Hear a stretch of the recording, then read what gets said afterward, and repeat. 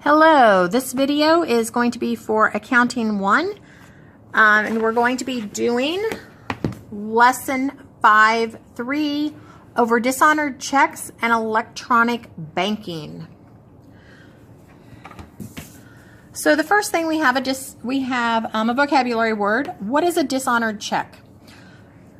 The definition is a check that the bank refuses to pay. You may have heard this called a bad check, a bounced check.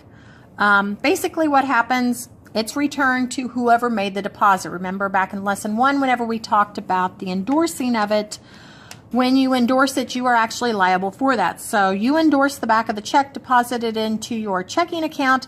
Now, for whatever reason, the bank called it a dishonored check and returned it to you. So what they've done is they have taken it back out of your bank account. So if it was $100, they took that $100 deposit that you made and took it back out of your checking account. And they've probably charged you a service fee for doing that. A lot of banks will charge $25. So that's why when you go to a store, you might see a sign up that says a bad check charge $25 or $30, because the bank's actually going to charge the business that amount, and so the business needs to recoup not only the amount of the check but also whatever they were charged in the first place.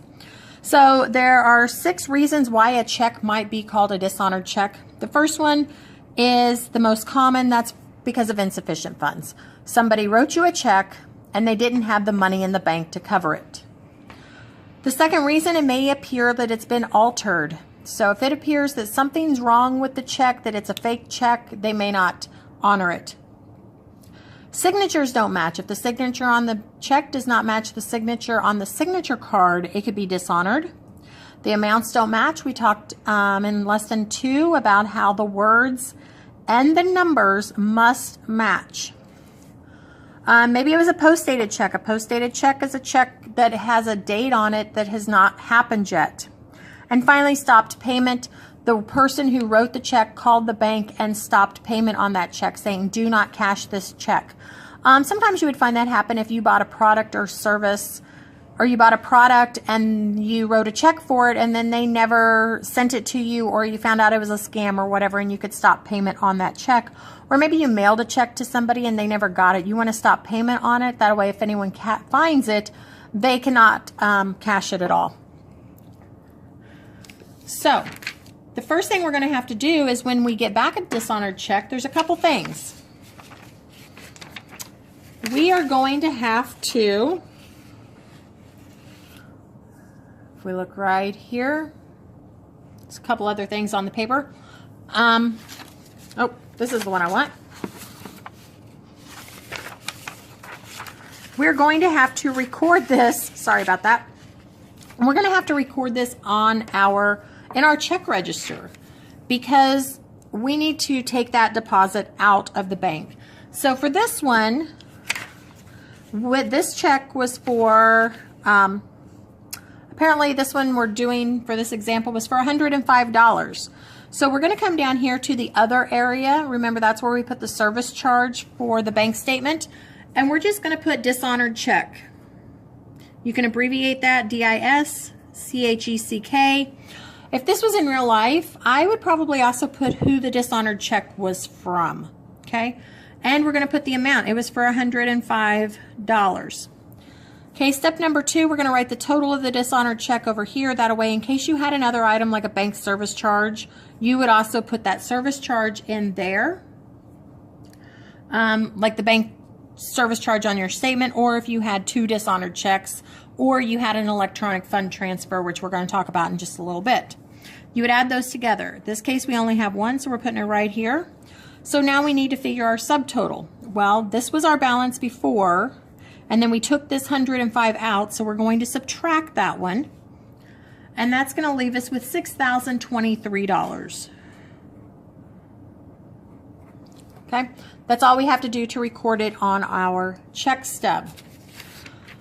So you've learned by now that if we record something on our check stub, that affected our cash, and we have to journalize that. So let me find the right sticker here. Okay, don't worry about the other stuff on the page. cover that up. Okay. So if you can read this, if you're in class, I've given you the stickers to add to your notes. I've also given you the little journal pages to add. If not, you can just go ahead and write it into your notes. So the transaction was on page 130. But it says that on November the 29th, we received notice from the bank of a dishonored check from Campus Internet Cafe of $70, plus a $35 fee for a total of $105. We got this on memorandum number 55. So whenever we got back the notice from the bank, the check had been $70. The fee was $35 for that, making the total that we needed to take out of our checking account $105, which we already did on our check register. And now we need to record it into our journal. So to do that,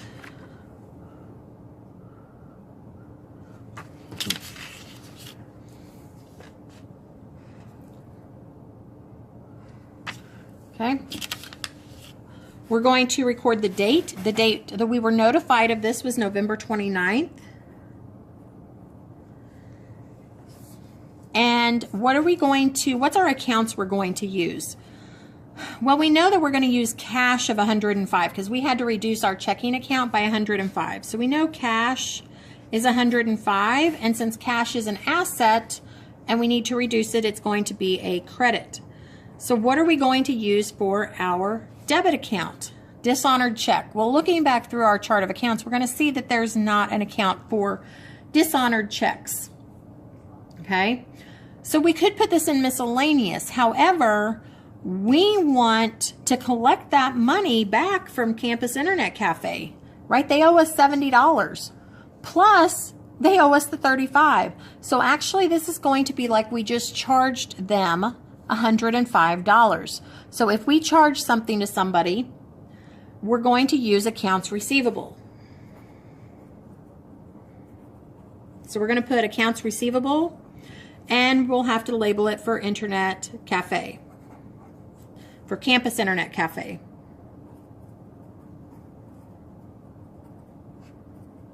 Okay. Now, will it be a debit or credit? Well, obviously, since cash was a credit, it's going to have to be a debit, but we also know that because this is an accounts receivable. An accounts receivable is an asset, and an asset's going to increase on the debit side. So over here, I've got it written. I know this is going to go in my general debit for $105, and my cash credit is going to be $105. Okay.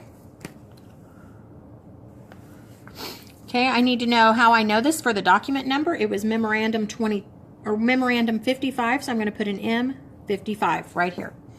Okay. Some other things that may happen to your bank account. You may have what's called an electronic funds transfer or an EFT. The definition for this is a computerized cash payment system that transfers funds without the use of checks, currency, or other papers. So anything that happens electronically. You can call the bank and have them transfer money. You can have an automatic withdrawal or an automatic deposit. Anything like that is going to be called an EFT transfer. So we're moving money out of a checking account or into a checking account, but we're not using checks, currency, which is paper money, or any other paper documents to do it. It's all going to be electronic. So for this one, okay, September the 2nd, we paid cash on account to Kelson Enterprises of $350. Very simple what we're going to do. Well, Kelson Enterprises, we must have owed them money, so that makes it an accounts payable. And if that means it's a liability, and we're reducing our liability, so we're going to reduce our liability with a debit. So what's our other account? Well, it just says paid cash, and it's got a memorandum. So instead of a check, we have a memorandum number. That's the only thing that's going to change on this journal entry, is just the document number itself. It is still going to be cash, it's still going to be a credit for cash because we still are reducing our cash. And we still have to go back and put it in our check register in that other section. So let's go ahead and record the journal entry. This is for September the 2nd. Okay, we know that cash has a special column, so we'll put that one in, $350. And accounts payable does not have a special column, so we're going to have to put that here.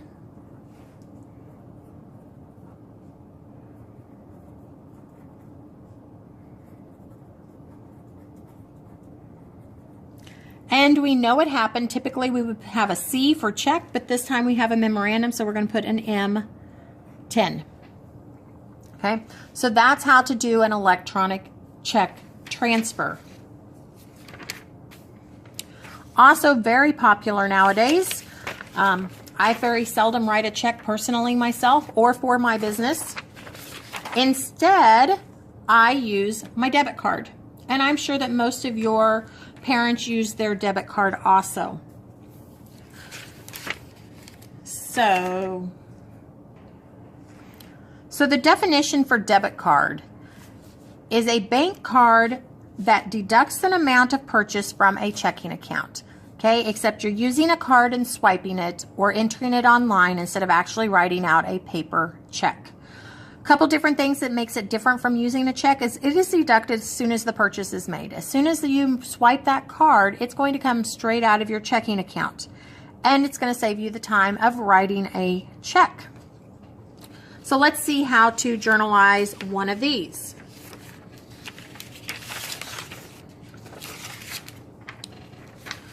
Okay, so we have on August the 5th, we purchased supplies of $24 using our debit card, memorandum number 12. So all we're doing is purchasing supplies. So I can put supplies here. We purchased it with a debit card. A debit card comes straight out of our checking account, so that's the same as cash. Cash is an asset, and it went down, so it's going to go down as a credit. And supplies is an asset, and the amount of supplies we have is going up, so it goes up as a debit. So all we have to do now is to journalize this one. Okay, it's the same thing almost as using a check. So we put the date. We're going to put August the 5th. What are we going to put in our account title? Well, first of all, cash has a special column, so let's go ahead and fill that one in. That's a cash credit of $24.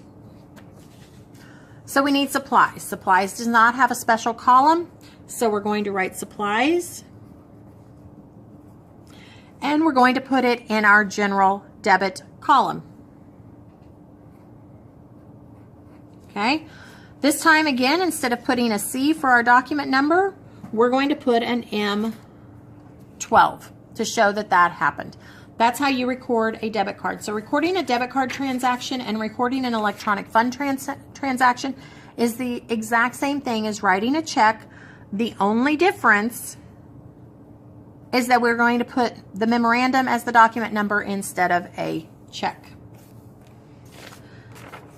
Okay, so that is all of the lesson. Make sure you do your terms. There are 3 of them: dishonored check, electronic fund transfer, and bank and debit card. Those should be in your notes. See those? Okay. And then audit your understanding questions. Number 1, list the 6 reasons why the bank may dishonor your check. We talked about what those were at the very beginning of the video. Number 2, what account is credited when electronic fund transfer is used to pay cash on account. So which account are we going to credit whenever we do that? That was just like one of our examples we did. And which account is going to be credited when a debit card is used to purchase supplies. So which account did we credit in the very last transaction? Okay, that's it. We'll work on the work together and on your own in class. See you then.